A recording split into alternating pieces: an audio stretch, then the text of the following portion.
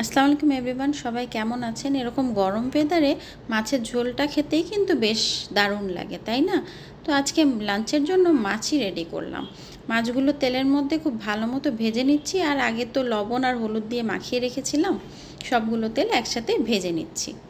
ভাজা হয়ে গেলে একই তেলে পেঁয়াজ দিয়ে দিচ্ছি। পেঁয়াজটা জাস্ট একটু নরম করে নেব, কালার চেঞ্জ করার কোনো দরকার নাই।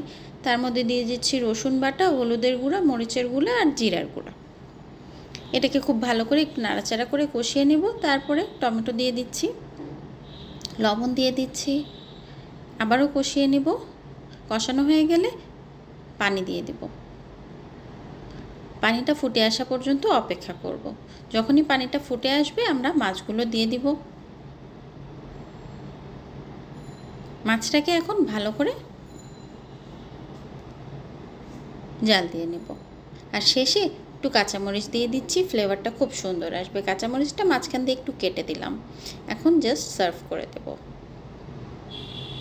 সুন্দর করে সার্ভিং ডিশে একটা একটা করে মাছ উঠিয়ে সার্ভ করে দেব সবগুলো একসাথে। এই যে আমার রেডি হয়ে গেছে। আর উপর দিয়ে ধনেপাতাটা তো একটু দিতেই হবে ফ্লেভারের জন্য। আর আপনাদের ইচ্ছা, অনেকে ধনেপাতা পছন্দ করেন না, তারা দিবেন না। Thank you everyone.